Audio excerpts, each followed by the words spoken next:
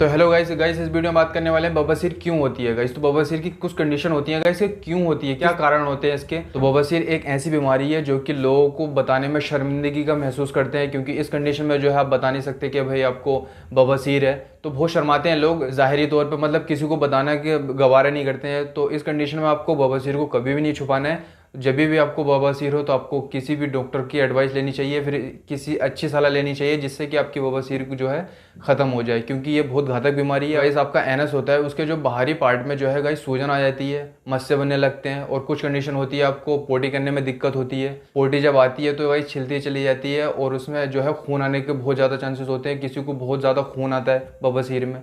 तो वो कंडीशन क्यों होती है, किस वजह से होता है, क्या कारण होते हैं कि आपको बवासीर हो जाती है। तो कुछ ऐसे लाइफस्टाइल हैं जो आपसे जुड़े हुए हैं, अगर आप उन्हें रोक देंगे तो हो सकता है आपको ये बवासीर का कभी भी फ्यूचर में ना हो। कुछ कंडीशन होती है जो बवासीर होने के सबसे ज़्यादा चांसेस होते हैं वो कॉन्स्टिपेशन में होते हैं, क्योंकि आपका पेट रोज़ साफ़ नहीं होता है। आपको पेट अगर रोज़ साफ़ नहीं हो रहा है तो आप किसी डॉक्टर से ऐसे एडवाइस करें, क्योंकि आपको रोज़ पेट साफ़ हो। तो उस कंडीशन में जो है पेट अगर रोज़ साफ़ नहीं होगा, आप जोर ज़्यादा लगाएंगे, पोटी जो है वो ज़्यादा टाइट होगी, एनएस है वो छिल जाएगा।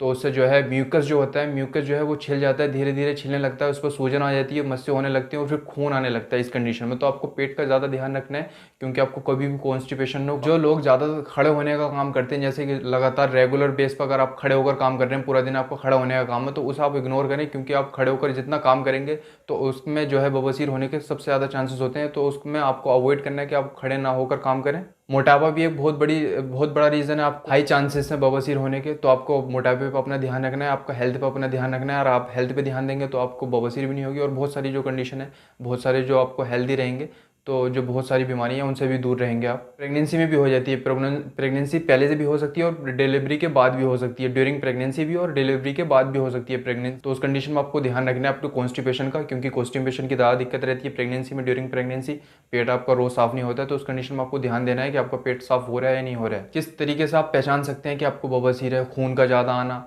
आपका एनएस बाहर हो जाना या बाहरी भाग में आपके मस्से का बनना, खून आपको लगातार रोज आना, मल त्याग करने में आपको बहुत ज़्यादा तकलीफ का सामना करना पड़ना, आपको कभी भी अगर आप बैठे हैं तो आपको ठीक से बैठे नहीं जा रहा है, आपको दर्द ज़्यादा हो रहा है बैठने में, तो उस कंडीशन में आपको ध्यान देखना है। क्योंकि अगर आपको ये कंडीशन अगर हो रही है तो आपको हो सकता है बवासीर हो। तो आप अपना चेकअप कराएं, आपको बवासीर है या नहीं है। कभी भी नहीं शर्माएं, क्योंकि आप जितना भी इसे छुपाएंगे तो ये दिक्कत जो है और बढ़ती चली जाएगी। कभी भी इससे ना शर्माएं।